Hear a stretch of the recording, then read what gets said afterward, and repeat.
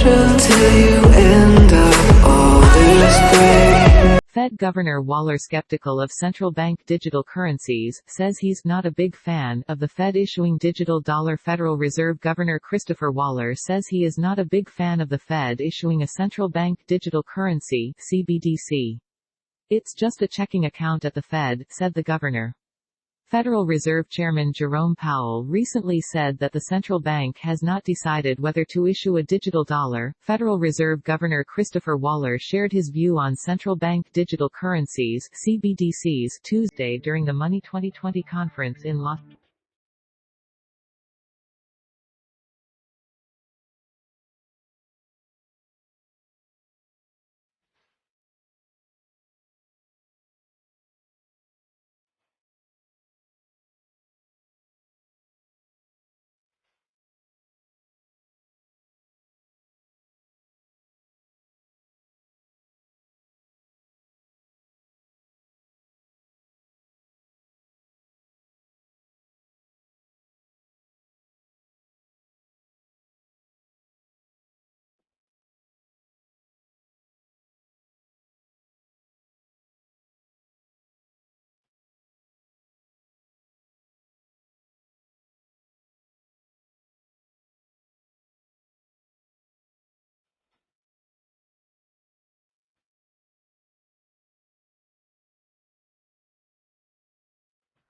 On the efforts from the Fed to develop a central bank digital currency.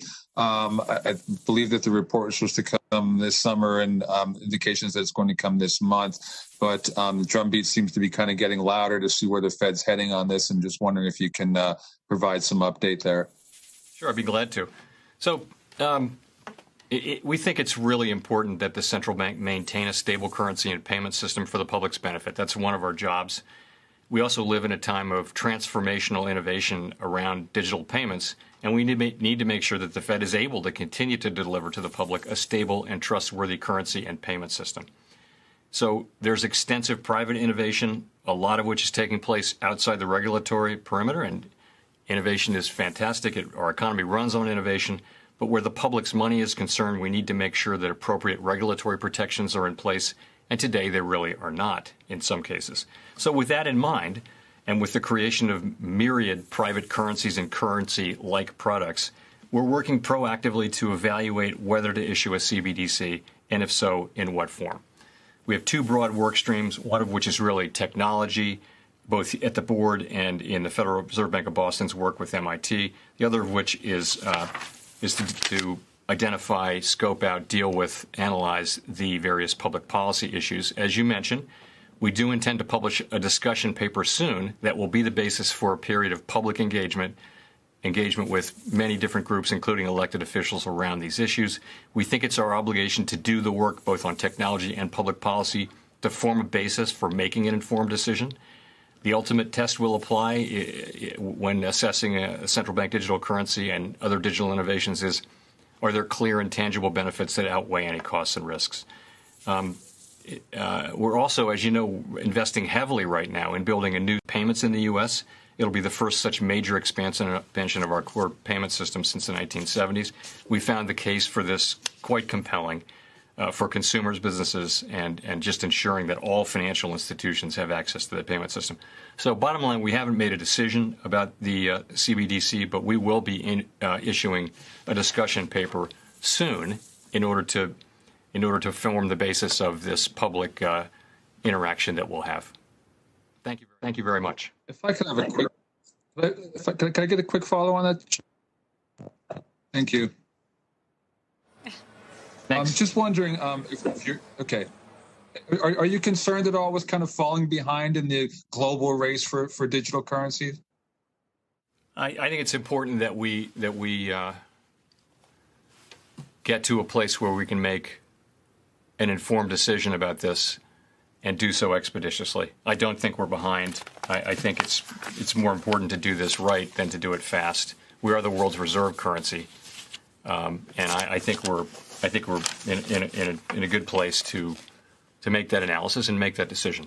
By the way, which will be a government-wide decision. We would do this. We would have to have a meeting of the minds with the administration and also probably with Congress. We would really like to have broad support for this. It's a very important innovation, and I think we would need that to go ahead, and that's the process we're engaged in. Thanks very much. After a catastrophic collapse that saw a drop as much as 83% since the start of 2017, it's come roaring back to trade at record highs. It's nothing more than a collection of zeros and ones stored on computer hard drives, yet people are now regularly paying more than $50,000 for one of these artificially scarce digital assets.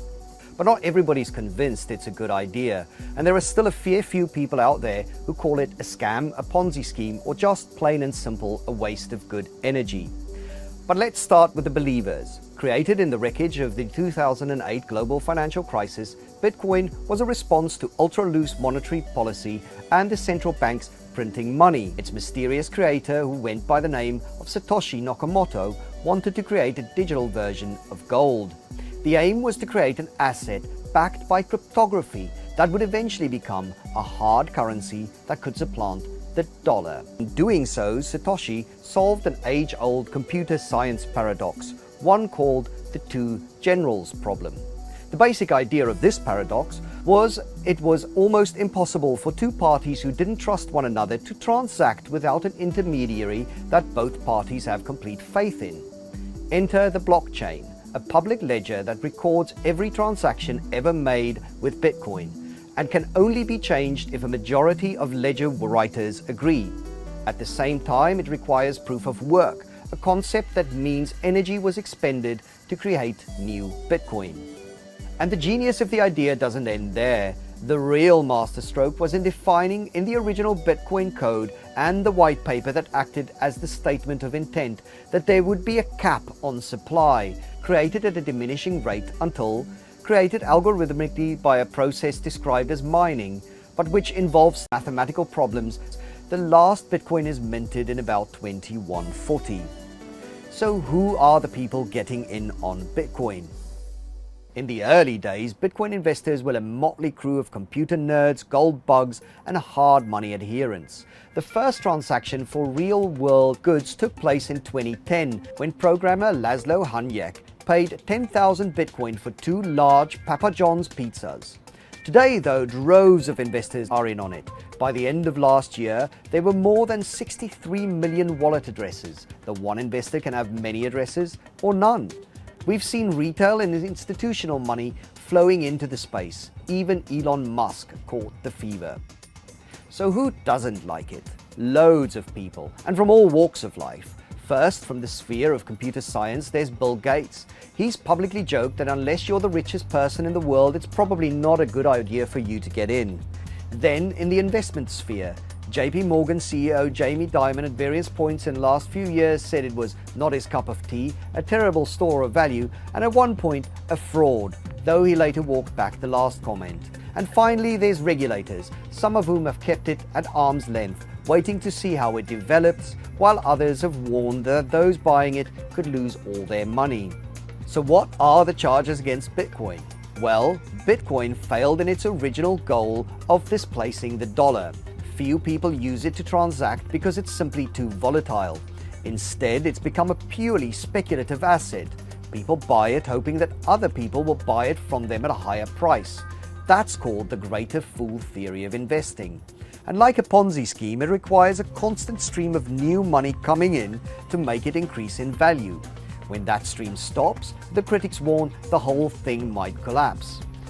At the same time, all those computers mining new Bitcoin and scribbling the blockchain require vast amounts of electricity.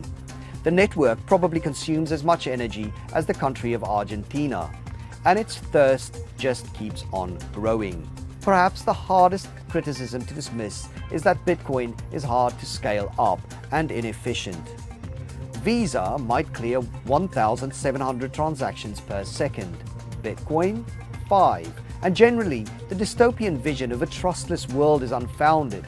It's almost always cheaper to adopt a central counterparty whose job and profit comes from the trust placed in it. One such example is a clearinghouse at a stock exchange who stands between parties, making sure no one loses money if the other side of the trade defaults. In short, there are better ways to solve problems Bitcoin is trying to solve. I'm Eddie van der Walt. For more on the world of cryptocurrencies, follow us on QuickTake and Bloomberg.